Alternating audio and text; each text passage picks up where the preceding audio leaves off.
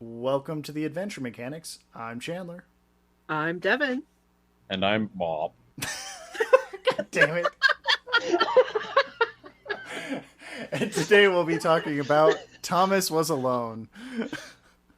Yeah, I'm just going to leave that one in, Tom. That's all you. Good. That's good. There. Too late now. Okay, back on topic. Today we'll be talking about Thomas Was Alone. A story about cubes trying to make their way onto the internet?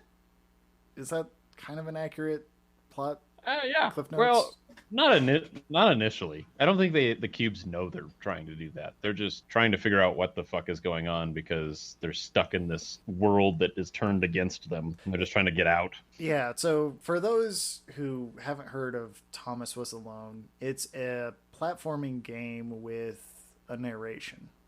Effectively, you jump in this very blocky world. Think blockier than Minecraft. All your protagonists in this game are cubes. Everything is cubes. In the game, you're just jumping around trying to get to the end of the level, which is a rectangle that isn't filled in. A white rectangle outline. Is that accurate? It's basically a portal Yeah. for Yeah. your cube that you're playing as, or your rectangle that you're playing as. And that's basically the mechanics. Some cubes can jump higher, some cubes can cause other cubes to bounce, some can float in water, some have a motherfucking jetpack. But at the end of the day, it's jumping and getting to the portals. And that's the game. So Yeah. Yep. I just did all the mechanics without doing any spoilers. That's literally I feel like- all the game. I feel like on our show we pretty much should just. I would say we should do spoiler alert, but really this is always going to be a spoiler alert. So Yeah. if you have the game Always. and you don't want to know, then stop. Go play the damn game. Yeah. There's no way we can talk about this any other way. We're going to do a deep dive on Thomas Was Alone, and honestly, I just let you know all the mechanics. If that doesn't interest you, then maybe the narrative is, and you'll probably want to listen anyway. But the basic part of this game is jumping and using the ability of the cube to get to the end of the game. It's That's kind it. of a unique game in that it's a platformer, but it's a puzzle game, and neither of those elements are super challenging. There are a lot of games that are much more difficult to play in either category. This one is a fairly easy play, although I think Devin might somewhat disagree with me on that. But Well, most people, I think, will find it really easy to play. yeah, so Unless you're uncoordinated like me, in which case it might be a little difficult for you. Yeah, I have some And thoughts on that, but and it's got a narrative element as well that is it's a kind of a very lightweight game because there's no single element of the game is super challenging or super overpowering. It's all just kind of very subtle. I'd say it's kind of a relaxing game. Don't expect a crazy challenge when playing this game. That's not why you would play it unless you're Devin. savage. Woof. Oh, No, ow.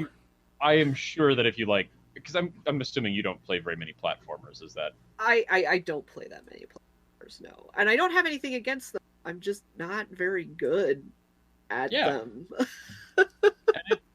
and that's like everyone has a shtick that they're better at, and yeah, it's just yeah. Yeah. It's a I think if you puzzle had time to play platformer. it, you'd be fine. Yeah, it's really pretty easy. So Yeah.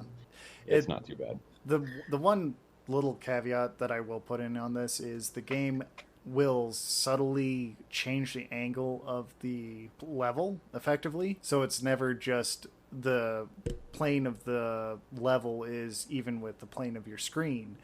It puts it at a slight angle on every level. So if you don't know how to compensate for that, the game will be very painful to play because you'll be like, why am I not jumping straight up? Well, you are jumping straight up according to the game, but straight up Yeah. isn't straight up on your screen.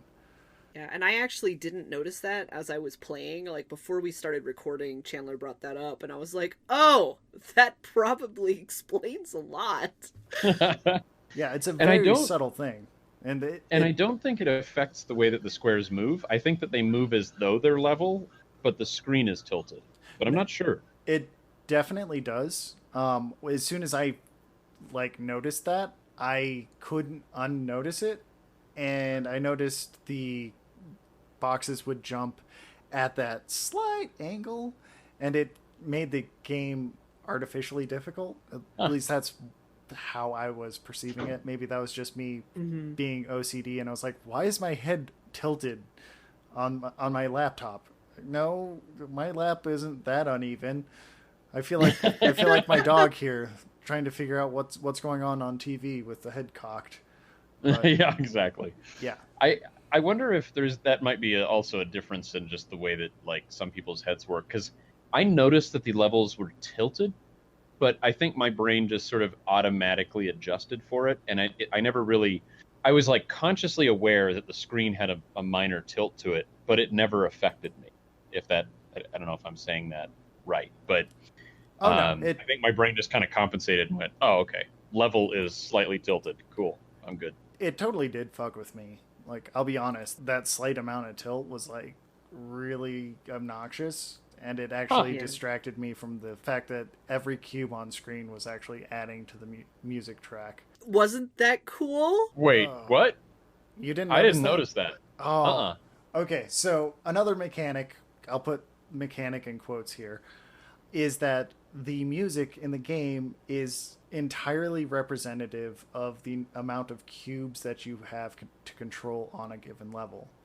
So when you have the levels where there's like a half dozen boxes on the screen, it's really distracting. That was when, if you were watching me in the Discord, that's when I put like, oh, the music in Thomas Was Alone, and then ear bleeding. Because I was on one of those levels. Yeah. I saw that you said that, and it kind of confused me because I thought the music was just phenomenal. I thought that you were mentioning like that it was so repetitive, but it was later than I noticed. I was like, wait, I think I understand. Also, nobody could see this, but on Discord, Thomas just opened up Thomas Was Alone. Sure. I didn't know I was going to report that. I was like, I have to see this. I know. You said what? And then all of a sudden it says Tamikaze playing Thomas Was Alone. And I was like, aha. That's cheating. You didn't finish the game until we started talking. I have beaten the game twice. I think I'm the only one here that has. But in full disclosure, Tom is the one that actually suggested we talk about this. So I'm just giving him a hard time about it. Yeah. I played this a few years ago. I'm trying to remember exactly when it was. And I just was blown away by how completely complicated and intriguing and how good the narrative was on a game that is just literally boxes scrolling across a screen and jumping. Like, it's the simplest concept for a game that you can pretty much imagine, and they put a ton of depth into it. And I was just blown away by it back then. And so I hadn't played it since then, but I beat it again before playing this podcast. And I still think it's a great game. And I made them play it too. So, you know. I'm just going to go over kind of like a cliff notes of the story. Yes. Yes, so, please do. The beginning of Thomas Was Alone starts with the quote, "Thomas was alone. Wow. A weird first thought to have." And that kind of sets the tone for the entire rest of the game. Because while you're doing all the platforming in each and every level, there's a narrator that has probably one of the most sultry English accents I have heard in a long time. I'm not sure which part of the UK he's from, but ooh, God, does that make my panties wet. Yeah, he's narrating the whole situation. And the narrator kind of goes through and explains why you should be caring about these blocks jumping into the portals. The narrator basically goes through and says, oh, Thomas was alone. Then you go to the next level or you use another block, and the next character's name is, I think, Chris. And Chris doesn't like Tom. And after a few more levels, you kind of get the narrator saying, oh yeah, Chris can use Thomas to get what he wants to do. And then later in the game, you end up with another one that they call John. and John's a tall rectangle that can jump really high. And he's kind of like a show-off, is how the narrator describes him. Keep in mind that none of the boxes are doing any sort of emoting other than what the narrator is saying they're doing. And the narrator isn't exactly explaining. The narrator is telling you a story. Right. Yeah. Like, the narrator, like, as obviously describing things, but the narrator's telling a story. And like you said, nothing is happening on screen other than you making the boxes jump on the platforms to do what they need to do. Otherwise, you know, the narration is there that's giving color and life to these blocks on a screen. Yeah. Yeah. And that's kind of the point. Like, I'm probably not going to talk a huge amount about the story because it is something, if you're interested in a story of like, how can I be interested in this block having a character, then you'll probably want to at least try playing like the first 10, 12 levels. They're really short, I assure you. Yeah. But that'll kind of give you a flavor for how the rest of the game plays. But the kind of the overarching story of Thomas Was Alone was Thomas finally makes it to this mythical light that all the other blocks have kind of been talking about, and sees what's on the other side. And throughout the game, you get these interstitials about an R&D lab that was working with an AI. And through that, you can kind of connect the dots and see, oh, Thomas and all of his friends are actually the AIs trying to come to terms with what they are and how they're being tested.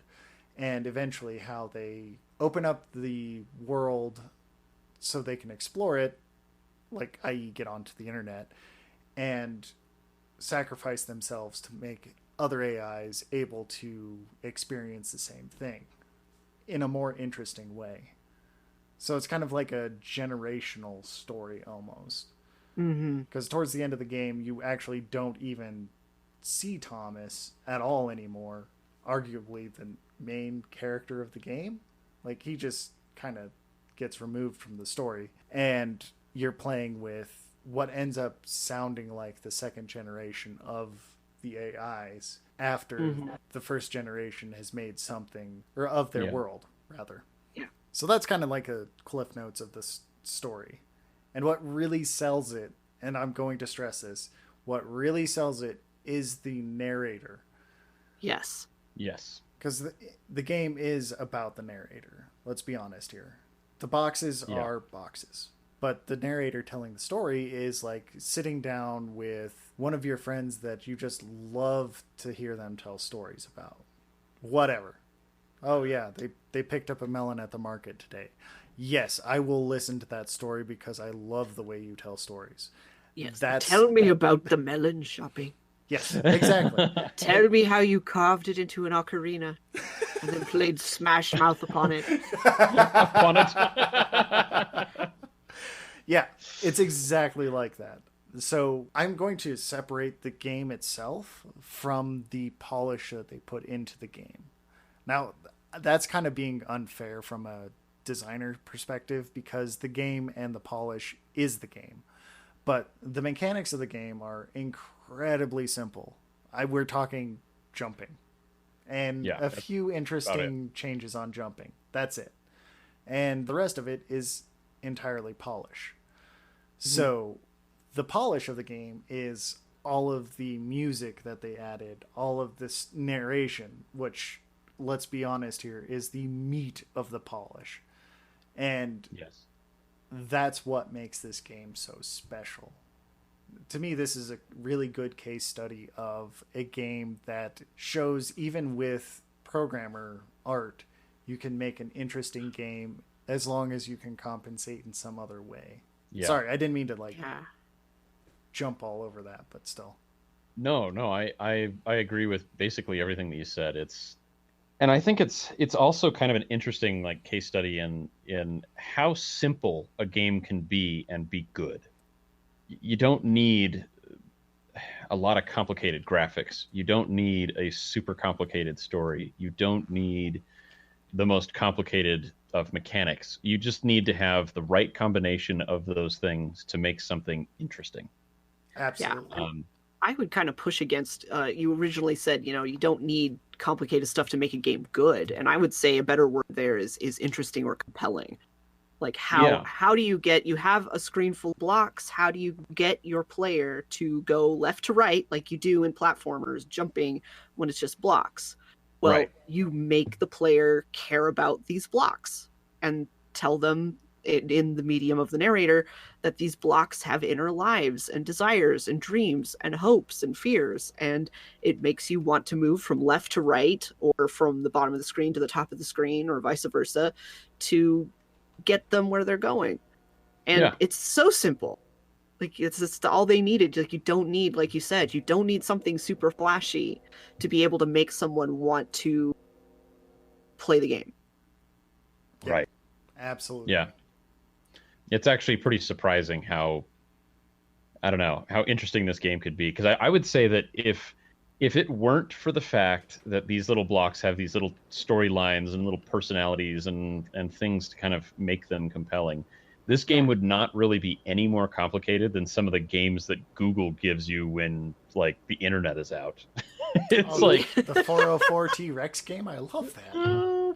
I love that game too. It's great, but it's not a complicated game. No, it's an infinite runner. Yep. But I mean, that's the thing is, it's like, I don't know. It doesn't do any one thing extremely well. What it does is it combines a whole bunch of things extremely well. Yeah. And that's why I want to kind of separate the polish from the game itself. I agree with you. Like, the developer was smart enough to kind of recognize the importance of polish and something game developers call juice, which is the game feel or how you experience the game. It's not limited to like the explosions or the particles when you take a step or anything like that, or how something slightly squishes when it's jumping before it like releases. That's all part of juice, but juice is more encompassing than that. It includes like the music, the narration. Yeah. What are you as a player feeling at that moment? Not just that something's satisfying, but do you feel sad? Do you feel excited? Do you feel afraid? How are you engaging with the text, right? Yeah, exactly. The text. Quote, quote, the text. Yeah, it's a text. If we were talking about something other than games, I think this would technically be called user experience, but since we're talking games, juice is better. The term is juice. Juice. Yeah, that's fair. Yeah, and this game is very juicy because of that. Yeah, it is. Like when you were saying about like it's not limited to just how things feel in the game, but when you said that, I thought of the pink block that bounces, like other blocks can bounce off of her. Like Claire. Blocks have. Tom's like, I have the emotional connection to that block. Yeah. No, but yes. She's I mean, because like and she kind of bows inward when a block bounces off of her like a trampoline, and I noticed that and I was like, oh my gosh, they didn't have to do that. I would have got the idea, but they did. They animated it where there's that slight bowing in, and then it's the like, bowing out too. Oh yeah, and then bowing out like just like a trampoline. And you notice that as you're playing, and you just go, oh my goodness, like these blocks are interacting with one another, like they actually. And then when you feel that in the gameplay, and then you feel that in a different way in her story, where she's not entirely certain, like she can't really do much except get people to bounce off of her. But then as you go on, she's like, oh, I'm here for a purpose. I can help people. I can do things, even though I can only do one thing. And it's mostly other people doing something to me. I mean, in the context of the, game as these blocks. I have one job on this ship. It's stupid, but I'm going to do it anyway. Yes. Yeah. Yeah. Well, and it's kind of interesting. One thing that I noticed is that, like, all of the blocks' personalities are clearly based on their ability. like you said, Claire, the little pink Yes. short one, who is one of my favorites. I love Claire to pieces. Which, by the way, the fact that I'm saying that about a freaking box should tell you that the storytelling is good. You really do kind of get a little bit of a connection to these little boxes. Yes. This narrator could sell us a bridge, is what he's saying. Yes. Yeah. In any case, yeah, she has like a complex, and I think Devin and I were talking about this earlier, where before the show. So sorry about no context, guys. But we were talking about how like she gets she's worried that is she just being used, because like the only purpose that she has in life is for people to jump on her. Yep. And that's like kind of tragic. But she like accepts the fact that she is, has an important job to do, and that the other blocks would not be able to do anything without her. And not just that, but when we meet her, all of the blocks that jumped off of her, they left her and she never saw them again. oh yeah, I forgot about that. But then later part. on, when she starts to see that she has an ability that helps people, it's because the other blocks aren't leaving her behind. They're helping her move forward too. So That's right. just for clarity, Claire No pun is the intended. yeah.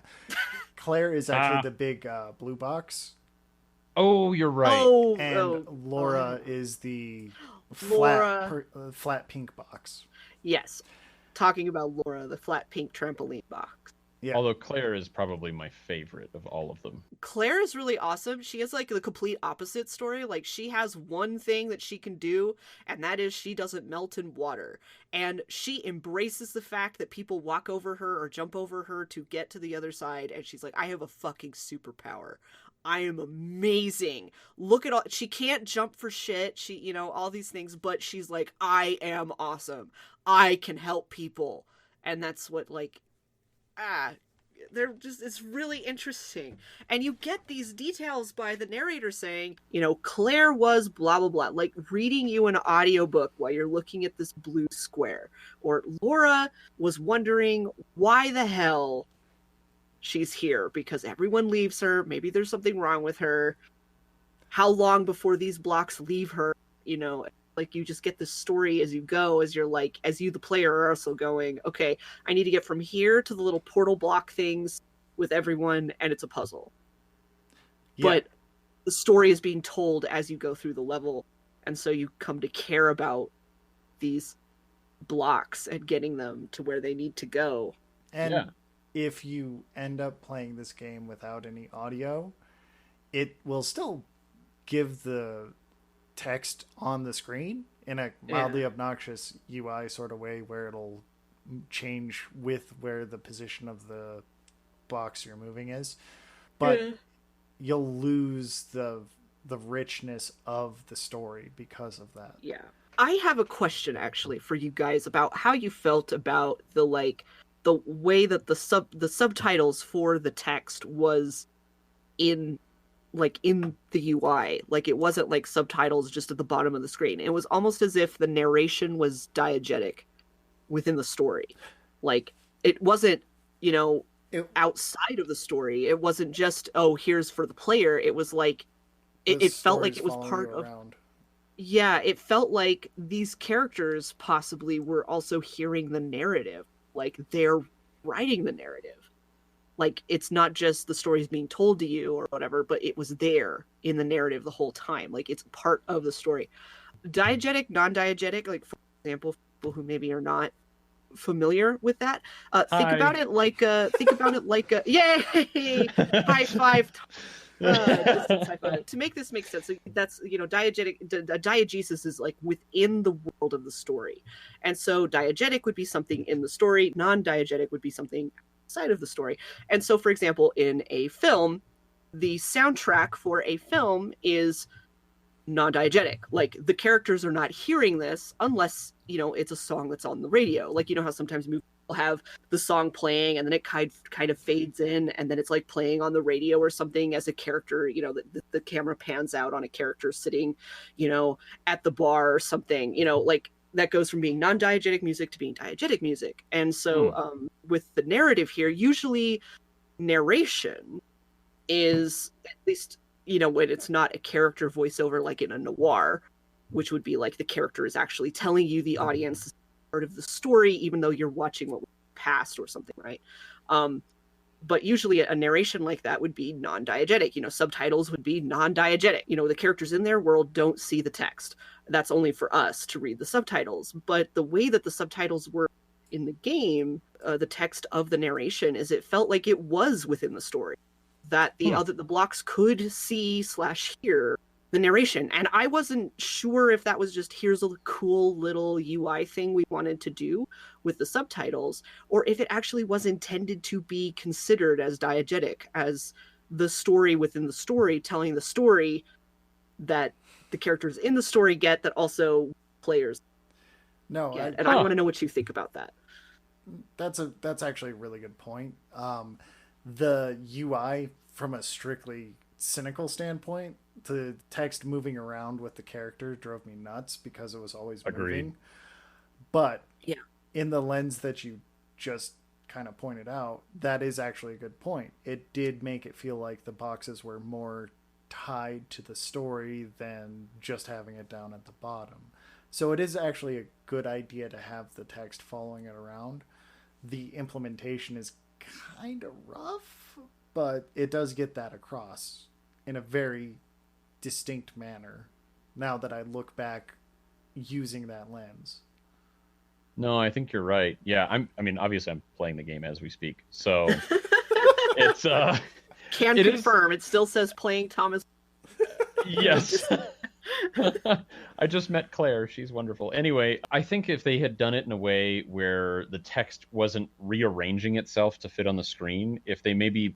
It's kind of interesting. So for those of you that haven't played the game, what it does is, as the box moves, there's like a little bar, and then the text is on one side of that bar, and that bar stays in exactly the same position proportional to the character, no matter what is happening. So if the character jumps, the bar stays stationary. But the text on the side of the bar will shrink and expand based on the borders of the screen. And so, yeah, it's very hard, especially because there are times when the text will come up while you're playing the game and are in a fairly difficult puzzle. And so you're trying to read the text, but you're also, some of these puzzles are time sensitive. So you're like jumping and like frantically moving from place to place and losing your spot in the text as you're trying to play the game.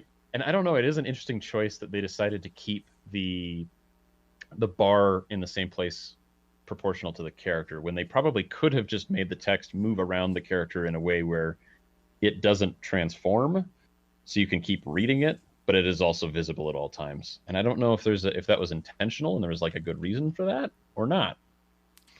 Well, there's also the tension of having that text there the whole time of, okay, yes, I am playing this game, but this story, I'm into this story now. Do I move? Do I wait for the narrator to finish what he's saying and keep playing? Or do I go to the portal and go to the next level?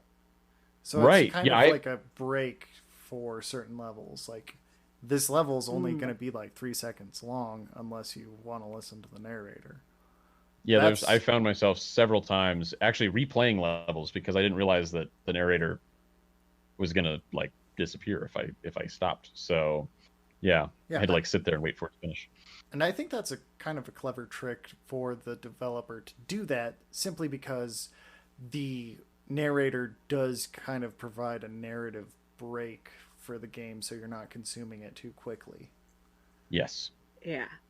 Yeah, so just for context, the developer and publisher of this game is Mike Bithell from Curve Digital.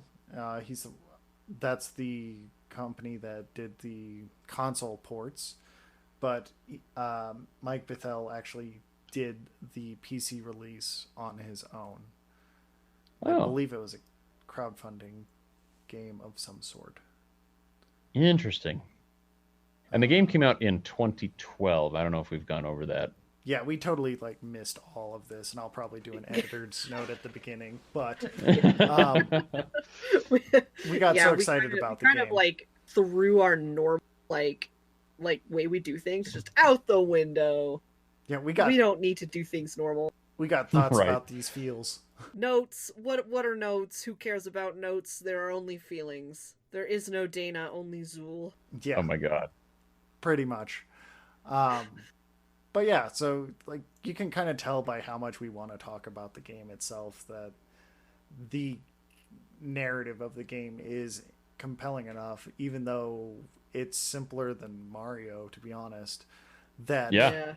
we actually wanted to talk about how we felt about this game, despite not giving credit to Mike Bethel about his game. Sorry, Mike. Sorry if you're Sorry, listening. Mike. But hey, I mean, hopefully our enthusiasm makes up for that faux pas. Maybe. Maybe, Probably not. hopefully someone listens to this Definitely and not. thinks, I'm gonna go pick up that game and I'm gonna play it because I want to know how the hell people can feel things about just colored blocks on a screen. Yeah, And- exactly. It depends on how much you really are willing to suspend your disbelief, like any good movie will. Yeah. Because as a developer, I went into the game kind of looking mechanics first, and I never really got attached to any of the characters. So I was like, oh, that's kind of an interesting story he's telling here, but how do I get this block over there? Yeah. It was a complete disconnect in my brain. Like, the only thing that really got to me was the music and the screen tilt, both of which, because they were causing discomfort for me in a very mechanical way, not necessarily narratively. So if you don't get sucked into movies or stories, this game will probably feel a little flat to you. But Yeah. even if you do feel disconnected from it, it does tell a good story outside of the game. Because I went into it immediately looking for the narrative and being like, what's the story? How are you going to make me care? And then I find myself, where I'm not coordinated enough. I'm struggling against the mechanics, going, I just want to get these blocks to their portals. I need to know what happens to them. I need to know. I need to make sure they get out. I want them to realize their lives and be their best selves. Ah! Yeah. Why are the mechanics getting in my way? I need to know. I need to make sure my friends are okay. Yeah. What happened, Thomas? Which is a funny way to view this game, like different perspectives on this, and Yes. it still worked for both of us. Like, Yeah. when I was done with the game, I wasn't like, oh, thank God this is over, now I can talk about it. It was, this game's over, I have some thoughts on it, I want to talk about it. Yeah. As opposed to like, oh, any of the other games that we've played where my first reaction was, what the fuck? What is this? Why did Why I do is this? like this? Yeah. Who wrote this? This is broken. Yeah, no, this game does not do this. Well, I think it's part of the reason that I wanted to go over this in the podcast is because when I played this a number of years ago, and it was, I don't think it was 2012. I missed that train, but the game was newer anyway. My initial thought when I played it was like, wow, this is so different from any other game that I've ever played, in that it's not that it's really that revolutionary. Nothing about it is super revolutionary, but it just, I don't know how to explain it other than it feels different than most games. It's compelling. There's something compelling about it. And the level of polish in it is unfortunately a lot higher than the level of polish that you would typically see in such a starter difficulty style game. Because keep in mind, this is probably an early game that Mike developed in Unity, and he's like, oh, well, I can't do art, but I can make a compelling story out of it. And I have a really great idea for a story. I can't art for shit, but you know what? If we have a really good narrator, probably don't need good art. And he was right. Absolutely right. Totally right. In fact, I would even make the argument that the art in this game is more compelling as a result of that. Like, it feels very artsy. It's not a... Yes. Very, very minimalist artwork. Yes, I see the Minimalist. I see the postmodernism in it. Yeah, I can make that joke, damn it. I paid for that You degree. can, but You the did sort of pay for that pseudo privilege. Trump delivery was really funny. Wow. confusing too. It still works. Still It works. Oh, Thomas died.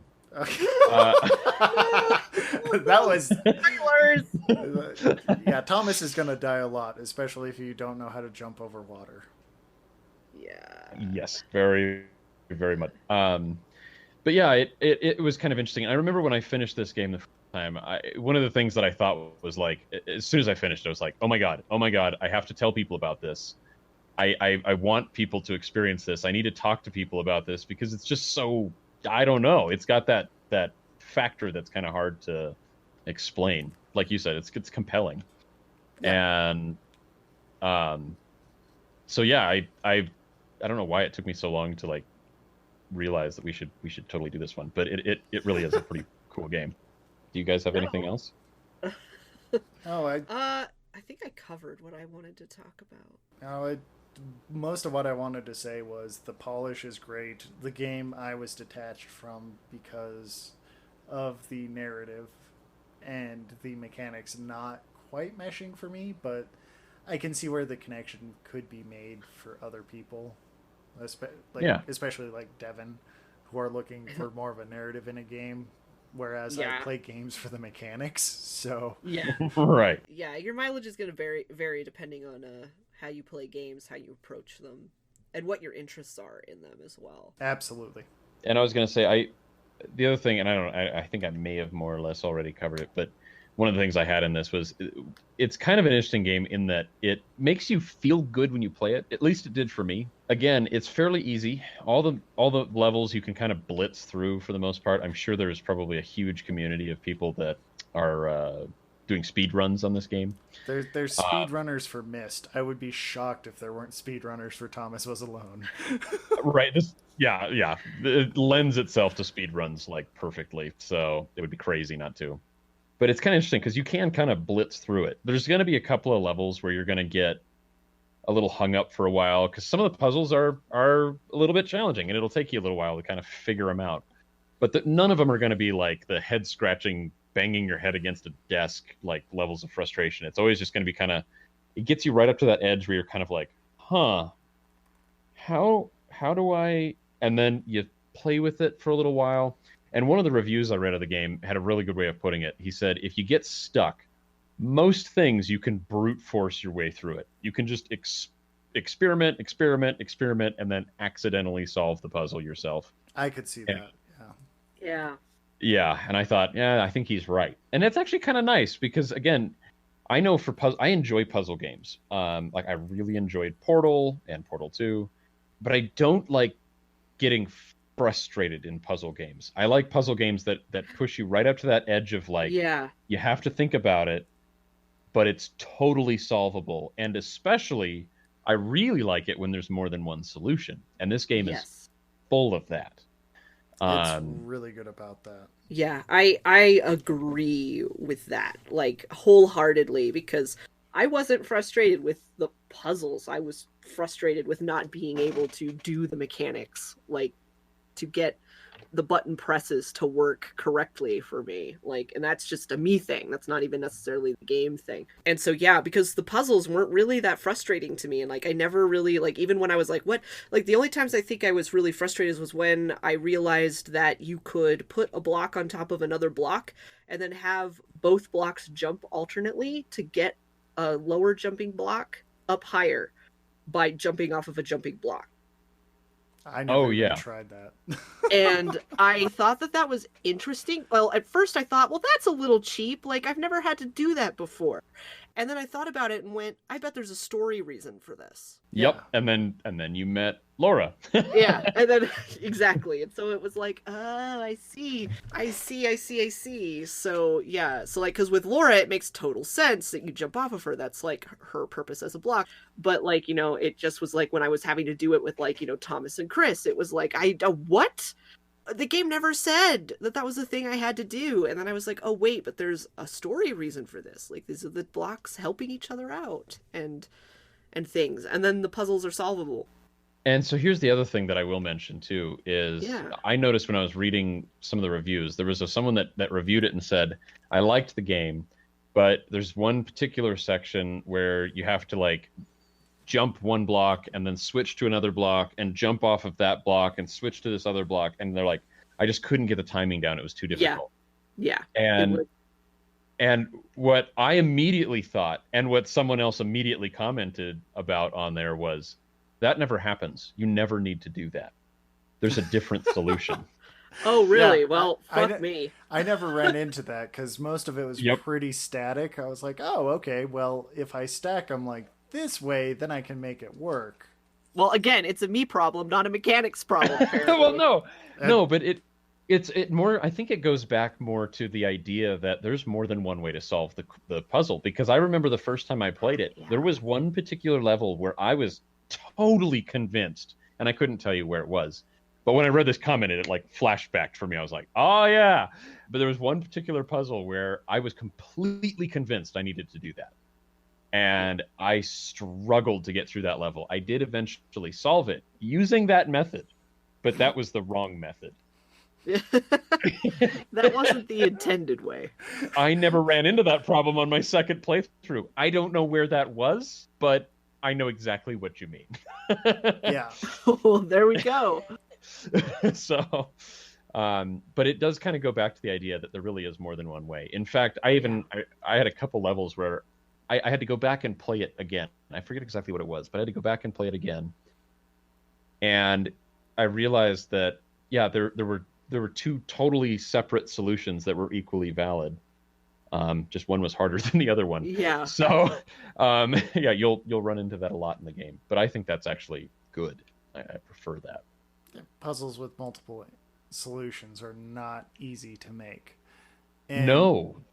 especially when it's using such limited mechanics to make the game so interesting. Yeah. Yes. Yeah, absolutely. Strongly recommend this game. It's a very quick playthrough. I mean, I've been playing it while we've been talking, and obviously I don't think I sound super distracted. In fact, if anything, this is helping me stay on topic because I'm able to do something. That's fair. But yeah, I don't know how fast you can play through it. I would imagine it's, what would you guys say? Maybe if you're speedrunning hours. it, probably like 35 minutes. If you're listening to Yeah. the narrator, probably about an hour and a half. I was gonna say between an hour and a half, 2 hours. yeah, I think that's fair. I'm probably halfway through it already, so it's pretty simple. Yeah, it's there's not a whole lot to it, but it's not going to be a game that you go back to play for the challenge. It's going to be a game you go back to play for the narrative. And Tom is definitely showing us that rationale, because as soon as he got to Claire, he's like, "Oh man, I love this box." Yeah.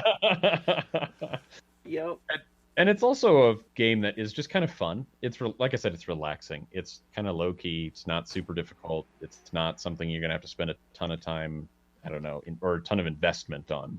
And that kind of has its own allure. It's a good just time killer or something to do with your hands. Mm-hmm. Yeah, it's not quite as relaxing as the Untitled Goose Game is in terms of relaxation games. Because personally, for me, the Untitled Goose Game had just childish joy. And Yeah. Thomas's Alone kind of had the stressful moments to it, which, as long as you're aware of those, it's great. But the relaxing parts of it aren't going to be when you have a whole lot of things on screen and the audio's like, oh, you have 6 boxes on screen. Guess what? You have 6 different audio tracks playing right now. Oh, that was rough. That was rough for me. I don't know if I noticed that. I'm not sure if I had my audio turned all the way up. I must not have been paying very close attention. Yeah, if you don't have the music on, that's one of the small touches of polish that they put in, where a number of boxes that you have in a given play field will determine the number of audio tracks. So literally every box has its own audio track, which is an interesting idea, mostly because that's something we kind of attribute to like old school RPGs, like Lufia's theme or whatever from Final Fantasy. Oh yeah, I never even made that connection. You're Yeah. right. So it's kind of smuggling that unconscious connection with characters in through the music as well. But oof, when you get too many of them on, oh, my ears start bleeding. But I was also playing with the music all the way up on my laptop, and Oh, that yeah, would do it. yeah. So I was like, Yeah, oh, that's yeah, I'm hearing all of this right now. Yeah, which probably maybe lap speakers are also not the best thing to enjoy music from anyway, so that couldn't have helped. no, no, that didn't help at all. But that being said, the music did get to me, and that was the end of the evening for me for playing that game. I'm gonna come back to this one a little fresher and try again. But that's like my worst gripe about it. And that's a pretty soft gripe, let's be honest. It's not Yeah. me complaining about the huge plot point in the third act or anything like that, so. Yeah, fucking third acts, man. Isn't that the truth? Yeah, I think that's about all I had to say about the game. How about you guys? Yeah, that's fair. Uh, yeah, I'm I think satisfied. I think I said everything that I wanted to say. Okay, well, let's do some plugs. Where can people find you, Devin? You can find me on Twitter, Instagram, Twitch.tv at Lady Merowith. And you can watch her suck at video games on Twitch. Yes, It come is by glorious. and Man. come by and watch me be really bad at video games. Oh, Just it's platformers. It is all of the games I am bad at. oh, it is glorious. I'm not a paid promoter here, but ooh, that is some solid gaming. It's great. Like just thank come watch. It's great. Just join us in the chat. Ooh, Yes. fantastic. Yes, I have a fun chat. They say things and they say more things and we all laugh. Oh man. That Yeah. was quite the description. Right. It was, wasn't it? How about you, Tom? Where can people find you? I'm on Twitter now. I've been converted or infected or whatever. One of Um, us. One of us. One of... I'm on Twitter, Instagram, and YouTube, all as Tomakaze, and that's Tomakze. And I do a lot of car stuff. I'm a gamer by hobby, but not. Profession. Yes. I was like, I don't know how to put this exactly, but yeah, that's a succinct way of saying it. Yeah. So, but yeah. Oh, cool. And people How can about you? find me on Twitter as JC Siron.